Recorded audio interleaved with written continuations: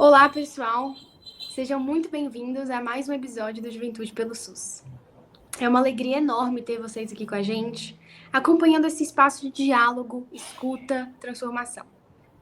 O Juventude pelo SUS é uma organização nacional que engaja jovens de todo o Brasil na missão de contar as histórias das grandes lideranças na saúde do país, desde profissionais da linha de frente até pesquisadores e gestores públicos.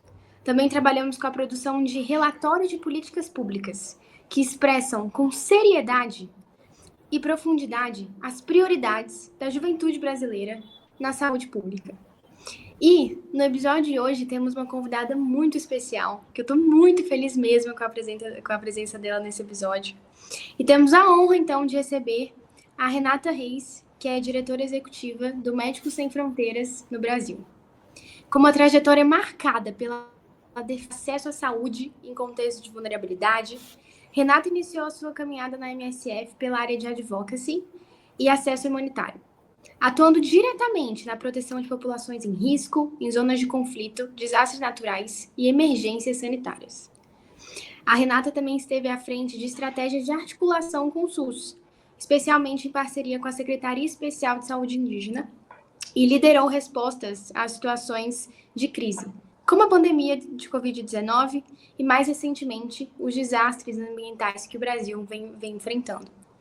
Com uma visão sensível, estratégica e profundamente humana, a Renata tem fortalecido o papel da MSF Brasil, não apenas como uma organização de resposta rápida, mas também como ponte entre a saúde pública, a justiça social e o compromisso global. Renata, que alegria poder contar com a sua presença no episódio de hoje. Estou muito feliz por gravar esse podcast com você. E assim, para começar, acho que a gente podia começar com uma pergunta um pouquinho mais pessoal, que é assim, sempre gosto de fazer essa pergunta porque a gente sempre consegue entender melhor a pessoa que está respondendo. Se um dia você fosse escrever uma autobiografia, assim, sobre todos os desafios que você já enfrentou, os desafios que você já viu, assim, pessoas lutando e tudo mais, qual seria um capítulo que você escreveria mais dedicado aos jovens? Assim? Ai, que pergunta. Bom, olá todo mundo, obrigada Ana por esse convite, é um prazer para mim estar aqui com você nesse dia e especialmente poder falar com o público jovem, que eu acho que é uma necessidade, um desejo enorme que o Médicos Sem Fronteiras no Brasil tem de se conectar mais com essa juventude espetacular. O Brasil é um país que tem uma potência de sociedade civil, assim, né, e está conectado com a juventude que está chegando e que vai escrever os próximos capítulos dessa história, é um prazer. Bom, eu estou em Médicos Sem Fronteiras há muitos anos, eu cheguei em 2012, mas eu sou advogada e jornalista de formação, trabalhei muitos anos para pessoas vivendo com HIV/AIDS, eu vim do mundo do HIV, trabalhei muitos anos com propriedade intelectual, propriedade industrial mais precisamente, tentando desafiar um pouco patentes farmacêuticas e falar sobre preços de medicamentos e ampliação de acesso para as pessoas que mais precisam. E eu acho que, bom, eu comecei bem mais jovem, né? E eu acho que o que eu poderia escrever e falar seria um momento talvez um pouquinho anterior a Médicos Sem Fronteiras, mas que, claro, sem a minha militância da juventude, sem o vigor daqueles anos, eu nunca chegaria em Médicos Sem Fronteiras e encontraria uma segunda casa tão maravilhosa como eu encontrei nessa organização que hoje eu tenho a felicidade de dirigir no Brasil. Mas acho que o capítulo que eu gostaria de descrever talvez é olhando para mim como uma jovem advogada, chegando no trabalho muito desafiador, muito complexo, formado por um mundo muito masculino. A maioria dos advogados na minha época de propriedade intelectual e industrial eram homens, então eram poucas mulheres jovens, quase nenhuma mulher negra como eu. Então eu acho que o que eu posso dizer desse capítulo é que tem que ter coragem, e é a partir da coragem que a gente enfrenta os desafios e que a gente consegue escrever um novo capítulo lá na frente. Então, eu acho que é não se intimidar com os desafios que são colocados, porque às vezes esse mundo não é feito para os jovens, né? Mas a energia da juventude faz as coisas girarem, eu acredito nisso. Sim, muito legal. Nem imagino como deve ter sido difícil, assim, você sair e entrar num mundo completamente novo, advogada, ainda mais naquela época, como você comentou. E você falou agorinha mesmo, né? como a sua trajetória pessoal e profissional é muito diversa, assim. Começou ali na advocacia e foi encontrando a linha de trabalho que você mais estava apaixonada, né? Mais iria se apaixonar, assim. Então, qual parte da sua carreira, assim, te moldou em relação ao que você está fazendo hoje, a sua área de atuação hoje? E em que momento você conseguiu identificar a sua vocação, assim, tipo, não, eu quero trabalhar nisso, nessa área de uma parte mais humanitária e tudo mais? Como isso aconteceu, assim? Então tá, essa é uma história que eu até gosto de contar, acho divertida contar essa história, mas vou tentar ser sintética. Estou ficando mais velha, tenho muita história para contar.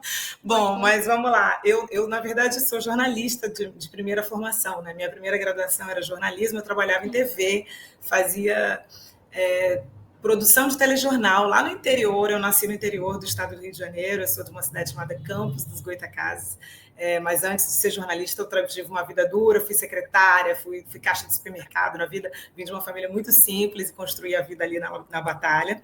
E aí, quando me formei em jornalismo, então, comecei a trabalhar em TV e achei que, mas a coisa do direito me puxava, assim, me chamava, eu achava que eu devia estudar direito também. Eu queria ter uma ferramenta. Eu sempre tive muito envolvimento assim com os temas sociais, gostava de frequentar um pouco o movimento estudantil, embora não tivesse atuação direta, mas gostava dos temas da política e da forma como a gente podia mudar o mundo, né? E aí eu queria ter uma ferramenta para mudar o mundo. Eu achava que o jornalismo era um caminho, mas eu queria mais. E aí eu fui fazer direito. E aí, quando terminei a faculdade de Direito, eu pensei, bom, como é que eu junto um pouco essas duas formações, né? Aí comecei a olhar direito de imagem, comecei a olhar direito autoral, e naquele mundo, no interior, a gente não tinha muito acesso a muitas coisas, nem pessoas, mas eu encontrei um livro na biblioteca que mudou a minha vida, de verdade, aconteceu isso. Que legal, que legal. Eu entrei na biblioteca para estudar um pouco sobre direito autoral, e tinha, sei lá, 7, 10 livros máximo naquela ocasião, e eu achei um livro sobre patente de saúde pública, que é um livro que eu tenho até hoje, e eu levei ele para casa. Eu nunca tinha estudado propriedade industrial, não sabia a que se referia, mas era uma área do direito da propriedade intelectual ali, queria entender. E aí eu li aquele livro numa noite, numa madrugada. E aí, de manhã, eu acordei e falei, mas isso é um escândalo, isso é uma loucura, como é que o direito pode servir para tantas coisas maravilhosas, salvar vidas e defender direitos, e, ao mesmo tempo, pode ser um instrumento de muita opressão, se ele for utilizado de uma maneira draconiana, era uma matéria muito voltada para os especialistas, para os técnicos, e as pessoas que mais precisavam que aquele direito funcionasse para elas estavam muito longe do debate, né? As pessoas que precisavam dos medicamentos.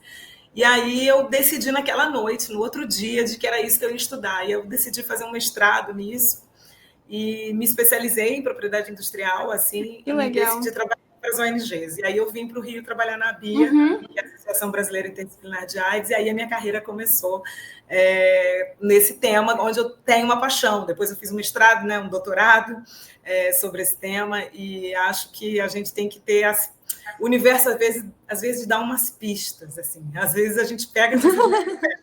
Um livro na biblioteca que a gente encontra, né? É isso. Eu acho que o desejo está conectado com a busca. E a busca, às vezes, te surpreende. Às vezes, o universo ajuda. Assim. Que legal, que legal. Agora, você falou um pouquinho sobre o seu estudo de propriedade industrial, que foi o livro que você encontrou na biblioteca. Explica pra gente um pouquinho o que é esse conceito, assim. Tá bom, então vamos lá. Na verdade, o Brasil é um país muito... que respeita muito a propriedade intelectual historicamente. O Brasil sempre foi um país que esteve nas primeiras negociações, nos primeiros tratados internacionais sobre propriedade intelectual.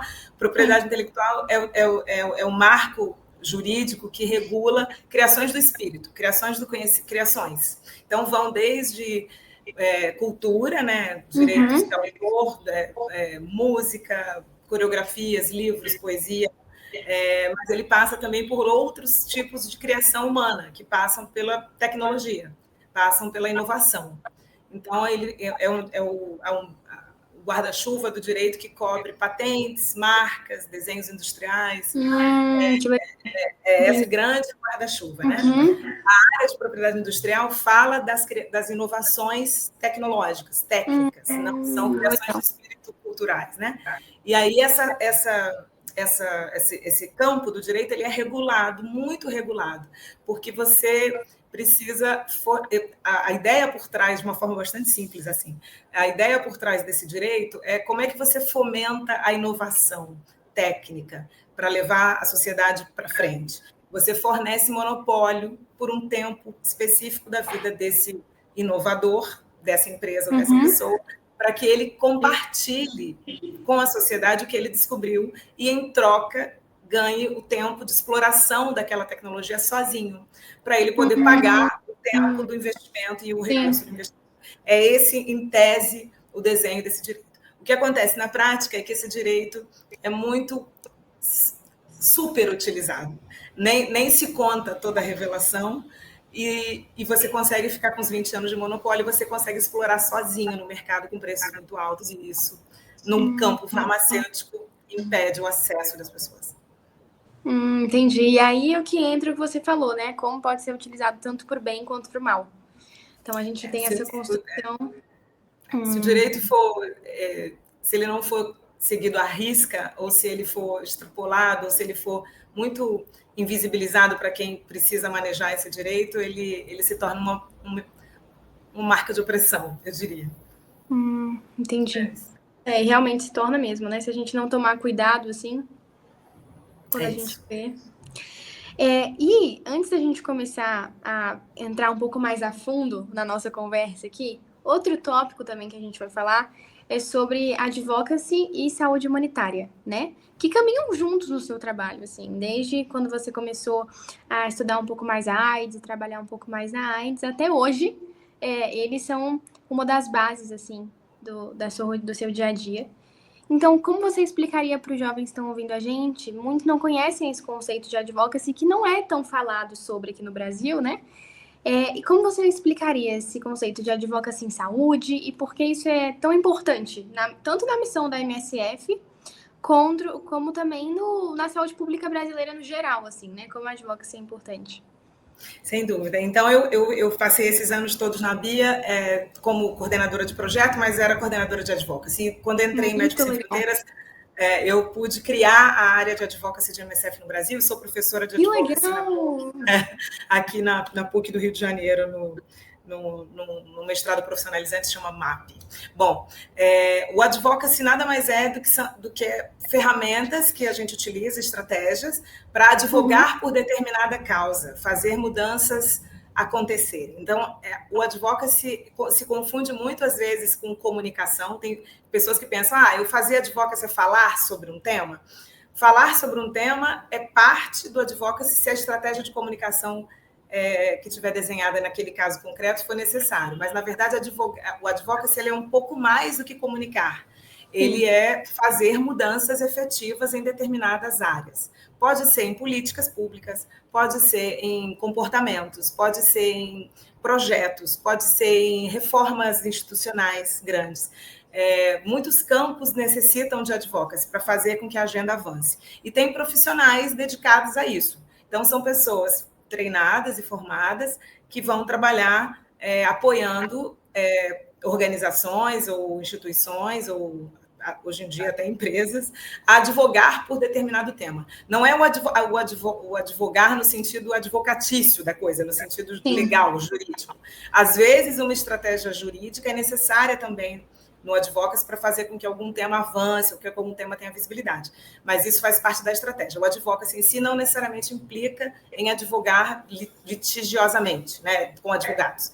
Então, uma gama enorme de profissionais pode se dedicar ao advocacy. Eu sou advogada e jornalista de formação, mas eu tenho colegas que são internacionalistas, tenho colegas médicos, tenho colegas farmacêuticos, tenho colegas de muitas áreas que depois se especializam e vão trabalhar em advocacy, né? É uma área realmente crescente, não é nascente mais, eu diria, é uma área crescente, e é uma área que bebe muito na fonte dos principais cases de advocacy do Brasil, que seguramente na saúde passam pelo movimento AIDS. O movimento AIDS é um movimento muito pioneiro no advocacy no Brasil, né? Eles não era baseado em formações nem nada, mas eles eram grandes ativistas que desenharam estratégias muito bem-sucedidas que até hoje se reverberam, né? O programa de AIDS brasileiro sempre foi um modelo internacional, e eu tenho certeza disso, por causa do advocacy dos ativistas de HIV no Brasil, por exemplo, né? Sim. Quando você estava, agora uma curiosidade mesmo, quando você estava ali, seu primeiro trabalho um pouco mais na advocacy e tudo mais em relação à AIDS em si, né? O que você mais aprendeu lá no Advocacy, que você era coordenadora do time de Advocacy, e você conseguiu levar para a MSF Brasil para fundar esse time de Advocacy lá. Então, que é incrível, né? A Advocacy é muito importante. Então, como foi essa experiência, assim, fundando e tudo mais, esse time de Advocacy? Bom, então, Médicos Sem Fronteiras é uma organização com mais de 50 anos, que tem uma trajetória enorme em advocacy também, né? A gente trabalha em advocacy em inúmeros contextos, nós trabalhamos em mais de 70 países, então tem diferentes formas de fazer advocacy dependendo do contexto. Eu acho que o que eu aprendi e o que eu levei e aprendi de novo em MSF, né, em Médicos Sem Fronteiras, é que o trabalho de advocacy é um trabalho artesanal de muitas maneiras. Assim, é muito importante que você tenha uma boa escuta, porque a gente advoga por uma razão, a gente advoga por uma causa maior, a gente advoga por situações que vão impactar a vida de outras pessoas, né? A gente não advoga por nós mesmos, a gente advoga por outras pessoas. Então, as mensagens da construção do advocacy que a gente faz precisa estar muito bem calçada no desejo daqueles que serão de fato impactados, ou daquelas que serão de fato impactados por essa estratégia. Então, eu acho que a primeira grande escola que eu tive na vida era uma escola de você pode ser muito boa técnica em advocacy, você pode saber vender o seu peixe muito bem, você pode ser uma ótima oradora, você pode desenhar uma estratégia linda. Se a comunidade para a qual você está construindo esse advocacy não estiver convencida, envolvida, escutada de verdade, nada disso vai adiantar. Na verdade, você vai ter uma agenda lindíssima que vai ser que vai receber um aporte negativo dos próprios impactados diretamente. Então, a primeira coisa que eu acho que é algo que... E quanto mais experimentado a gente fica, com mais certezas de que o caminho é esse, mais tentador é você não voltar lá na origem e perguntar o que vocês acham disso, vamos construir essa coisa juntos.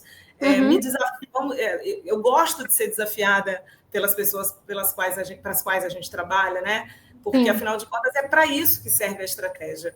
Quanto mais distante a gente estiver dessas pessoas, pior, muito, muito pior, muita chance daquilo não funcionar. Então, eu acho que isso eu aprendi lá atrás e cheguei em MSF muito imbuída desse espírito e sempre desafiei todos os meus colegas que diziam a gente é capaz de construir isso aqui sozinho nessa sala. Não, a gente não é capaz de construir isso sozinho nessa sala. Que legal. Muito legal mesmo. E, assim, realmente, o advocacy, quando você cria a sua agenda, as suas estratégias, você precisa conseguir implementar elas, né? Você precisa tirar do papel. E esse eu acho que é um dos maiores desafios. O primeiro desafio é você conseguir pensar, refletir e formar toda essa rotina, essa agenda que já dá muito trabalho, porque você tem que pensar em vários contextos diferentes, várias histórias diferentes, olhar com o olhar da comunidade que você vai impactar. Mas também o segundo maior desafio é você aplicar, né? É isso, eu acho que assim, talvez para eu ficar mais concreta, sair um pouco do abstrato para quem não é da área, né? Vou contar um case, assim, que eu acho que ilustra um pouco. Médicos Sem Fronteiras há muitos anos trabalha com doença de Chagas, né? Doença de Chagas é uma doença muito negligenciada, que tem uma prevalência muito grande na América Latina. Então, para o Brasil e para os meus colegas regionais, esse tema sempre será um tema de relevo, né? Embora ele não seja um tema de relevo, em muitos outros contextos na América Latina ele sempre será. Nós trabalhamos muitos anos com doença de Chagas, até que os projetos verticais, que a gente chama, o projeto exclusivo para tratar Chagas nas Américas, foi se encerrando, porque a gente foi percebendo que a gente precisava ter projetos sobre atenção básica, sobre saúde materno-infantil, e que a gente incluía componentes de doença de Chagas neles, para que a gente continuasse chegando nas pessoas atingidas, né? E aí, a gente não, naquele momento específico, onde eu estava, ao qual eu estou me referindo, lá para 2015, talvez, a gente estava com muito desejo de fazer um advocacy mais robusto sobre doença de Chagas no Brasil.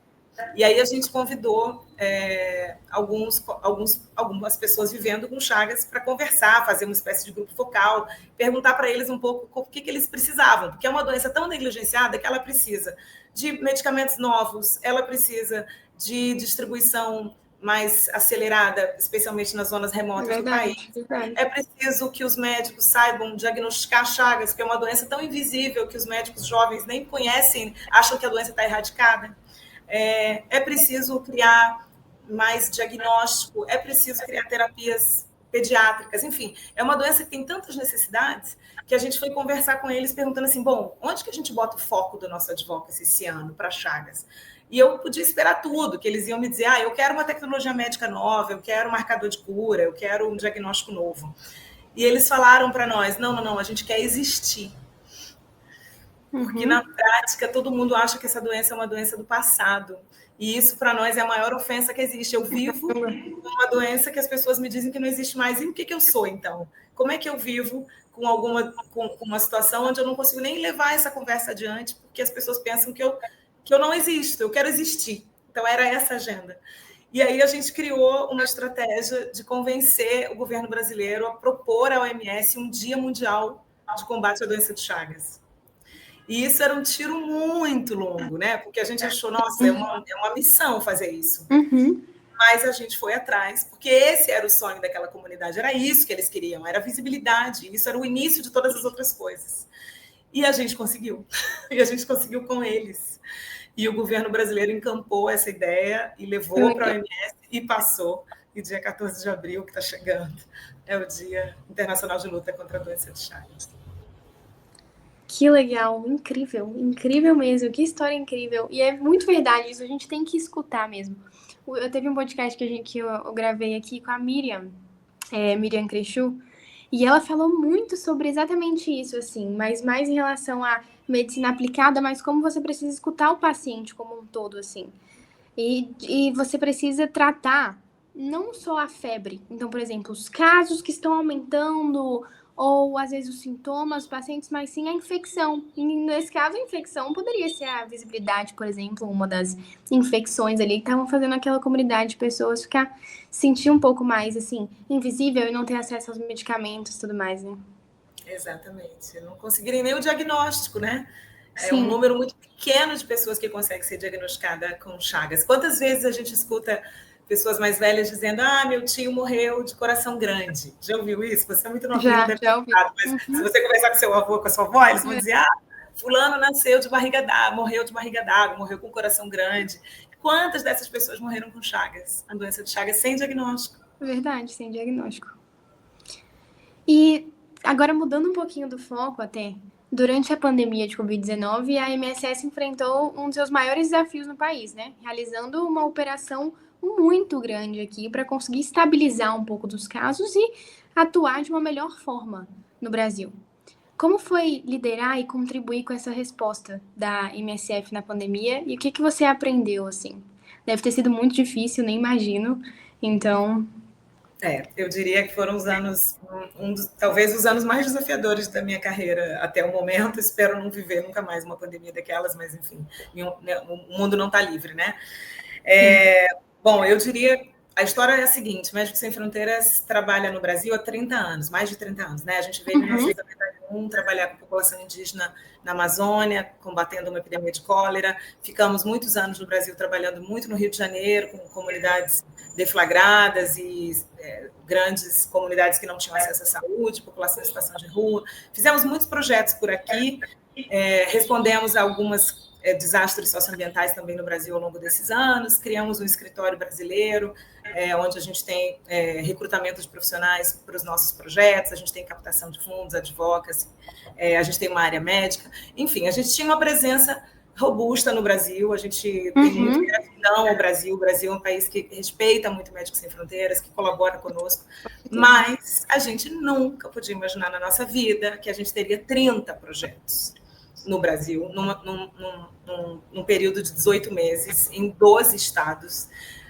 O Brasil foi responsável pela maior resposta de Médicos Sem Fronteiras no mundo, foi no Brasil. Incrível, que incrível. Infelizmente, aconteceram momentos, todos nós vivemos, né, onde o Brasil estava inteiro com o sistema de saúde colapsado, de norte ao sul. Era difícil fazer uma eleição, para onde a gente vai agora. Então, foram 30 projetos em cenários muito complexos, com as fronteiras fechadas. Então, a gente tinha muita dificuldade de trazer profissionais, trazer insumos médicos, porque as fronteiras estavam fechadas, porque a situação estava deflagrada no mundo inteiro, países guardando seus estoques, né, tanto de medicamento depois de vacina, quanto de EPI, tudo aquilo que a gente viveu. E nós sofremos bastante naquele período, eu diria, porque a gente não tem um marco legal no Brasil para ajuda humanitária, né? Então, nós não somos um hospital, nós não somos uma distribuidora de medicamentos, nós não somos o Estado, nós estávamos num certo limbo legal para fazer o trabalho que a gente precisava fazer. Então, tudo demandava acordos com todas as autoridades. A gente não trabalha em nenhum contexto, Médicos Sem Fronteiras atua duplicando o trabalho de alguém ou trabalhando a revelia do sistema existente, né? A gente fortalece o sistema que existe. Então, a gente fez 30 acordos de cooperação. Foi uma negociação muito complexa com cada um desses atores, porque os tempos eram tempos de emergência, então cada dia contava, né? Nossas equipes chegavam e a gente precisava começar a trabalhar imediatamente, e às vezes tinha que pedir todas as aprovações dos conselhos profissionais, e isso às vezes tomava uma semana, e essa semana eu com as equipes talvez em hotéis esperando para começar o trabalho nos hospitais e os corpos se acumulando nos hospitais. Então foram tempos muito difíceis. E a gente se sente muito... Bom, a gente se sente muito responsável por contar essa história, porque a gente não está livre de viver uma nova epidemia ou uma nova pandemia, e o Brasil pode estar melhor equipado para viver essa situação novamente. A gente espera que aquilo nunca mais se repita. 700 mil mortos é um número astronômico, né? Cada vida importa, imagina 700 mil vidas. E a gente tem assim, esse conforto de que a gente fez tudo que a gente podia, mas talvez se o marco legal nos ajudasse, a gente teria feito até mais. Sim. Não, nem imagino quanto deve ter sido difícil, ainda mais tendo que coordenar esses acordos e, como você falou mesmo, estando nesse limbo, né? Fronteiras fechadas sem conseguir tantos insumos. E agora, como a gente faz esses acordos? Será que a gente já começa a agir ou não? O Conselho Médico tem que aceitar? Então, é uma loucura mesmo conseguir balancear tudo, ainda mais na pandemia, em que, como você mesmo falou, um dia contava muito, né? Um dia fazia muita diferença. Sem dúvida. E olhando um pouquinho agora, a gente falou da pandemia, olhando um pouco para outras frentes que o MSF está atuando, sob a sua liderança, quando você estava tendo contato com o MSF já, o MSF Brasil ampliou a atuação em várias frentes recentes, assim, de projetos com populações indígenas, a resposta de desastres naturais mesmo, incluindo a atuação na terra indígena Yanomami, né? Quais iniciativas você destaca, assim, como elas refletem esse estilo de liderança do MSF, essa organização, até essa criação de agendas, por exemplo, do advocacy em relação a como impactar essas sociedades, essas comunidades, né, em caso de crise humanitária e também crises ambientais, assim? Legal. Bom, primeiro, assim, eu faço a minha parte, né? Eu lidero aqui o Escritório Executivo de Médicos Sem Fronteiras no Brasil, mas eu tenho colegas valorosíssimos que são os coordenadores operacionais de Médicos Sem Fronteiras, né? E para quem que coordenam direto ali a atuação nas comunidades. E eu faço esse trabalho muito em parceria com eles, nós somos um time. É impossível fazer um trabalho desse sozinha, né? Então, a gente tem colegas muito, muito valorosos que estão conosco na coordenação desse trabalho operacional. Mas vamos lá, a gente, nesse momento no Brasil, a gente trabalha no território Yanomami, a gente está lá em Auaris, que é uma região que é a zona mais populosa do território Yanomami, que é um território bastante amplo, é do tamanho de Portugal, mais ou menos, para vocês terem uma noção, e essa região fica ali quase perto já da fronteira com Venezuela. Nós trabalhamos lá, fortalecendo o polo base de atenção médica indígena nesse lugar, e a gente também trabalha na CASAI, na Casa de Atenção à Saúde Indígena, em Boa Vista, que é para onde os indígenas são referenciados para se tratar quando precisam de intervenção na cidade de Boa Vista, né?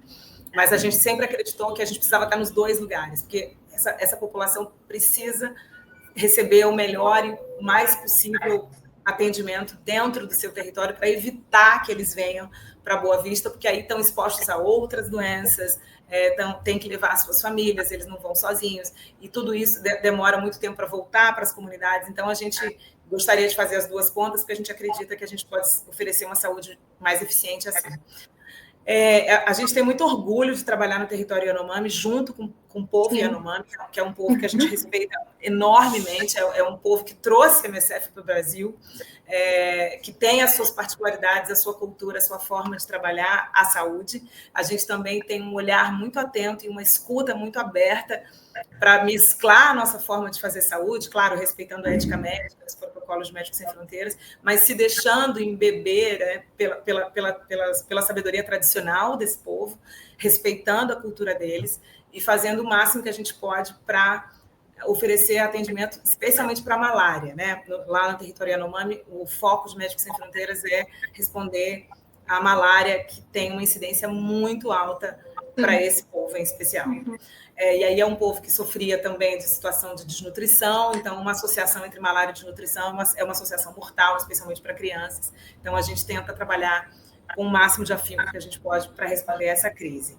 A gente está nessa crise, então, desde a sala de situação, desde o momento 1, quando o governo decidiu criar uma força-tarefa de resposta à situação Yanomami, nós já estávamos, e tudo com recursos MSF, tá? Médicos Sem Fronteiras não recebe recursos de autoridades brasileiras, tudo isso é com recurso próprio MSF.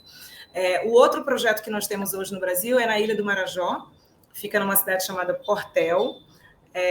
A Ilha do Marajó também é uma localidade que a gente chegou por causa da Covid, a gente chegou para tratar a Covid e percebemos que havia espaço para Médicos Sem Fronteiras trabalhar ali, reforçando a atenção básica e saúde sexual reprodutiva e um pouco também de atenção à saúde materna. Então, a gente quis ficar, a gente decidiu propor um projeto para as autoridades ali locais, e lá estamos, então, trabalhando muito com população ribeirinha e população quilombola lá no Marajó.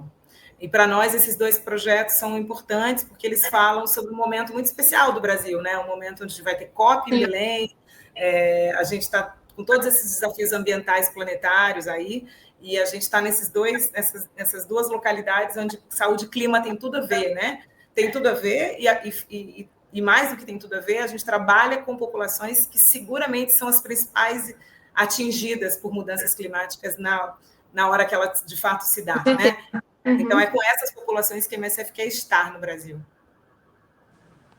Incrível, incrível. E uma das coisas que você citou foi um pouquinho sobre tentar conectar a medicina mesmo com os conhecimentos já dos povos indígenas em relação à saúde e tudo mais. Como funciona essa conexão, assim? Como você acha que eles podem acrescentar no nosso estudo em relação à medicina mesmo? Como podem aprofundar a medicina no geral e coisas do tipo? Bom, eu acho que o primeiro fato é a gente ter essa mente aberta de que a medicina ocidental não responde tudo, ela é muito importante, a gente é uma organização séria, médica, mas a gente precisa respeitar e ouvir outros conhecimentos e outras formas de fazer. E por que não experimentar formas de combinação entre essas duas realidades, né?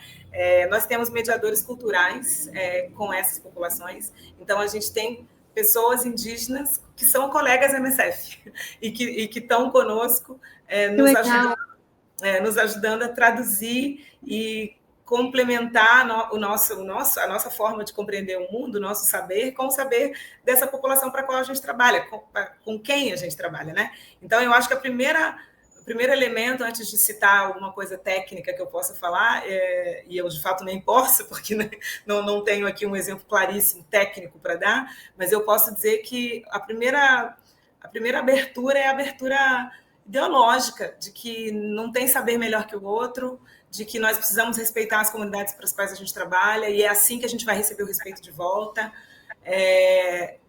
Compreender que eles estão lá vivendo nessa comunidade há tantos anos sem nós. Como assim a gente acha que só porque estamos lá, só nós podemos salvar vidas, né? Eles sobreviveram a todas as intempéries, a todas as situações históricas que os colocaram em situação de vulnerabilidade. Como é que a gente acha, na nossa arrogância, que a gente não tem nada para aprender com uma população como essa? A gente tem muito que aprender com uma população como essa. Então, eu acho que o primeiro passo é a horizontalidade do saber, se permitir compreender sim. O saber do outro, né? Com certeza. Não, e puxando até um gancho, algo que eu estou achando muito interessante, que está sendo mais implementado no SUS, inclusive, é porque a Fiocruz está tomando algumas ações, algumas medidas junto ao SUS para implantar hortos agroflorestais em UBSs. E a proposta desses hortos é justamente ter algumas plantas medicinais. E eles usam uma medicina um pouco diferente, uma nova corrente da medicina que está sendo mais aprofundada agora, inclusive, que é a antroposofia, que ela estuda justamente essa conexão da natureza e como você pode, por exemplo, fazer esses hortos sem a utilização de agrotóxicos, sem a utilização e respeitando as fases da natureza mesmo, assim.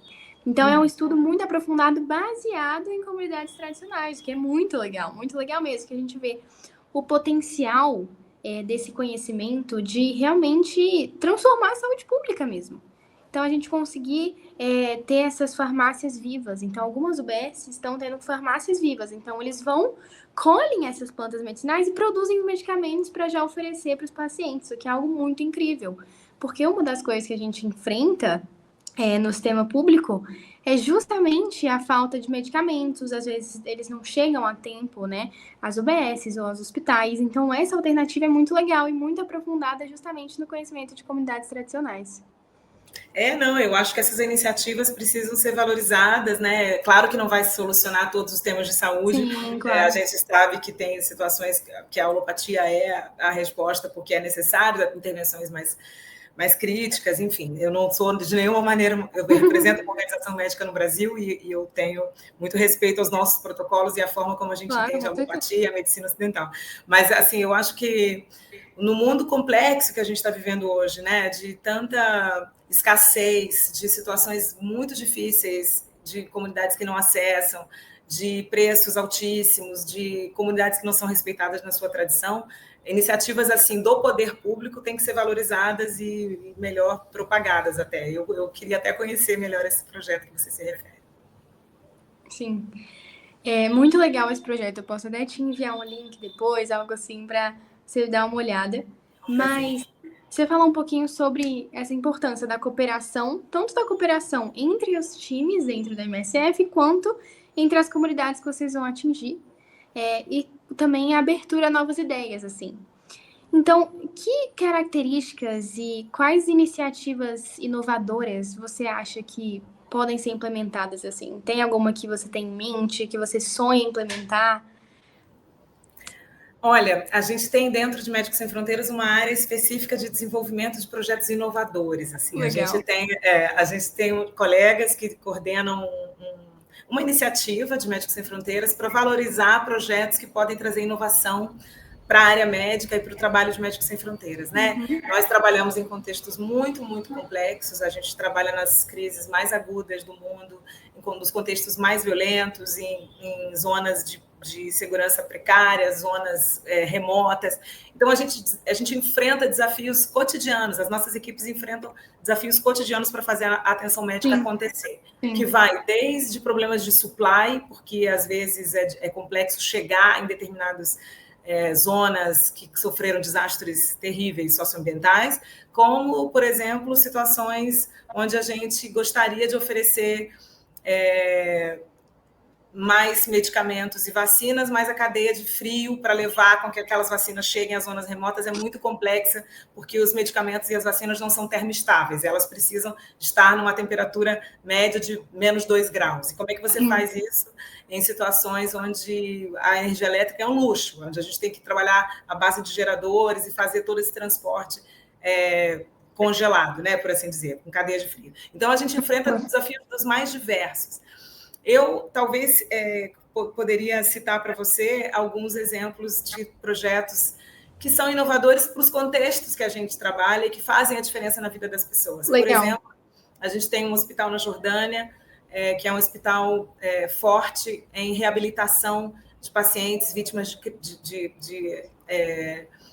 de acidentes de guerra, né? Pessoas que sofreram amputações severas, pessoas que foram atingidas por armamento pesado de guerra e que precisam de reabilitação longa, perderam membros do corpo, etc.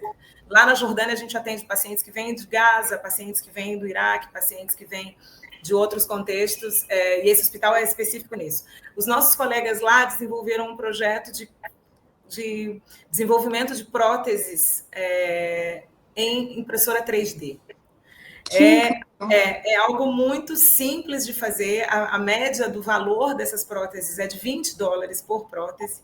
Nossa. E a gente tem uma equipe de colegas engenheiros especializados que vão lá e conseguem fazer o mais adaptado que a gente consegue, na cor da pele mais próxima daquele paciente, seja criança, seja adulto, para fazer, e levando em consideração uma entrevista e um trabalho de saúde mental para saber o que você fazia antes da guerra, né? Qual é a sua profissão, que tipo de prótese pode se acoplar melhor ao seu projeto de vida. As pessoas precisam ter projeto de vida depois de uma guerra, né? Depois de quem passa por um trauma dessa magnitude. Então, se a pessoa é carpinteira, se a pessoa era um digitador, que tipo de prótese a gente pode ajudar essa pessoa a ter para tentar fazer com que ela retome a vida dela. E esse é um projeto que a gente tem o maior dos carinhos, assim, porque ele pode ser...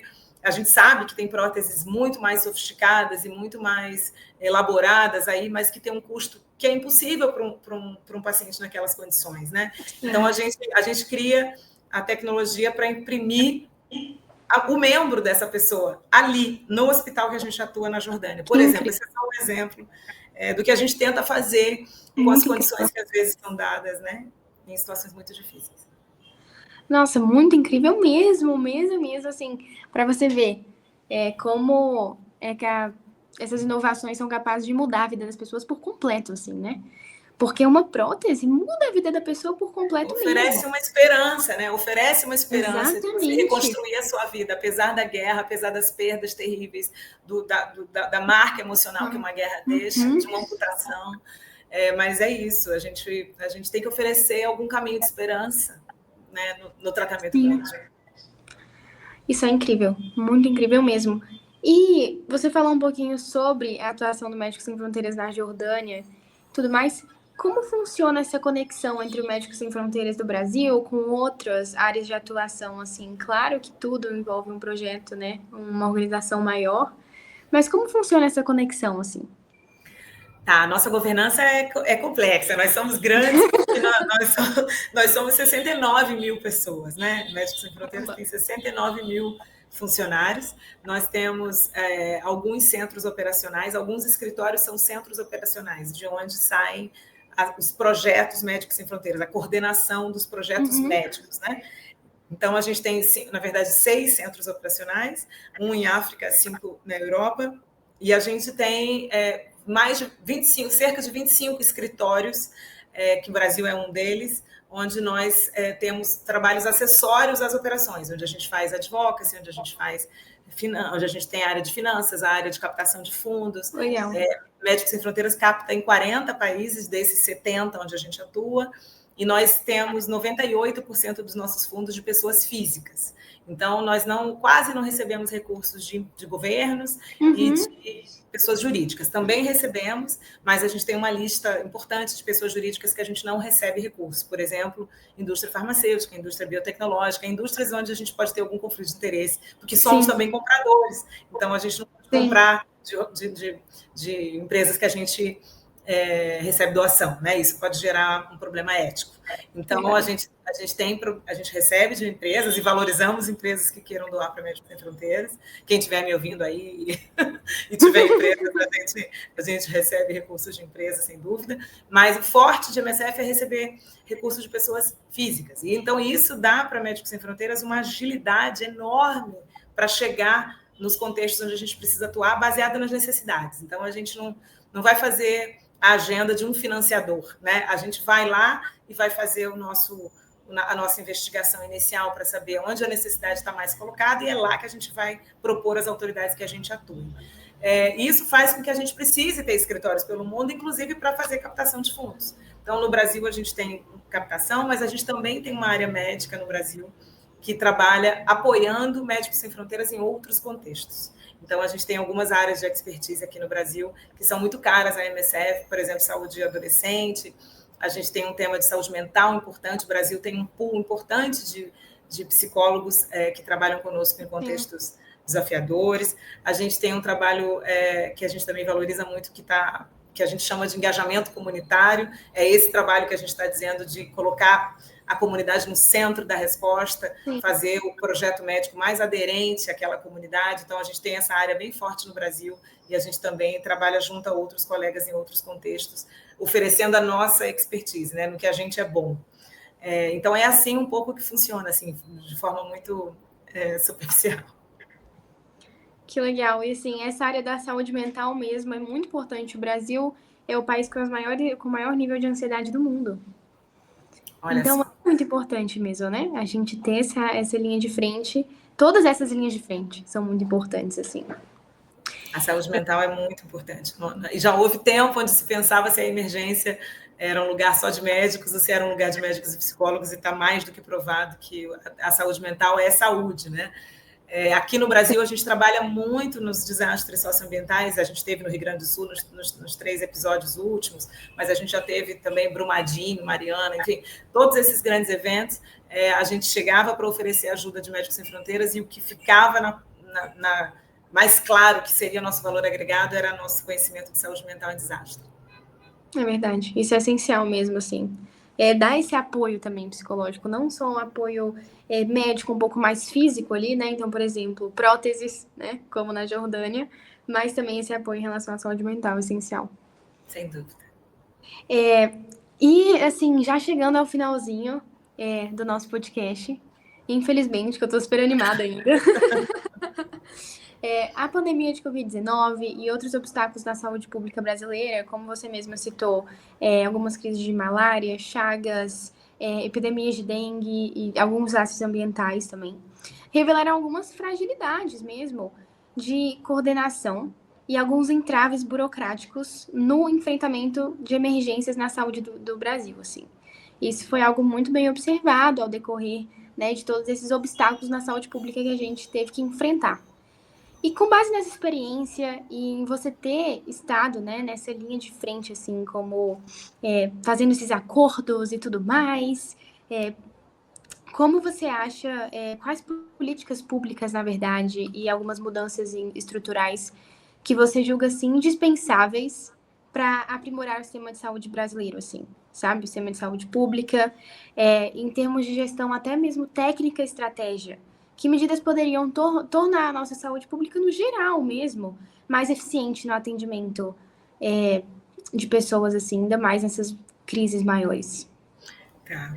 Bom, a gente tem o maior respeito e o maior orgulho, eu como brasileira, né, do SUS, Com certeza. da gente ter o sistema que nós temos. Eu sempre fiquei muito orgulhosa de contar para os meus colegas como é que o sistema de imunização brasileiro funcionava, né, como a gente tem essa capilaridade no Brasil inteiro, sem fazer discriminação se as pessoas são nacionais, se não são, se elas são documentadas, se não são. Tem coisas muito divinas no Brasil, muito maravilhosas na forma da gente atender a saúde, né? Mas o que a gente experimentou numa emergência do tamanho de uma pandemia é que tem uma área de emergência que pode ser muito...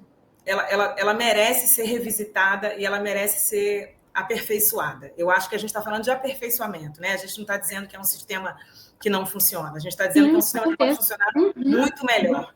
Então, o que a gente viu, assim, de bate-pronto, assim, para a gente fechar essa conversa, desafios logísticos importantes, como é que a gente trazia uma usina de oxigênio para Manaus naquele grande momento de escassez de oxigênio, sendo nós uma organização internacional médica que tinha capacidade de trazer. Não havia forma legal de fazer aquilo, porque não havia registro possível para uma organização como a nossa. Esse é só um exemplo do que a gente viveu. Essa coisa de mobilidade de profissionais numa emergência. Deveria ter um sistema nacional que fosse um pouco fast track, assim, que fizesse com que esses profissionais conseguissem trabalhar em outros estados com mais segurança jurídica para eles próprios. Então, eu acho que a gente fala aí de um marco de aperfeiçoamento de emergência. E a gente está falando de um mundo onde as emergências vão acontecer.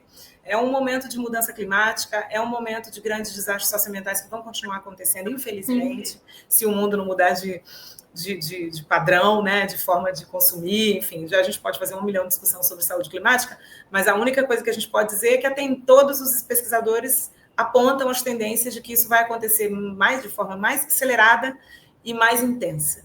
Então, a gente precisa estar preparado para um cenário mais acelerado e mais intenso. E, para isso, a gente precisa colocar as organizações humanitárias também com segurança jurídica para operar. Eu faria um convite para o Brasil.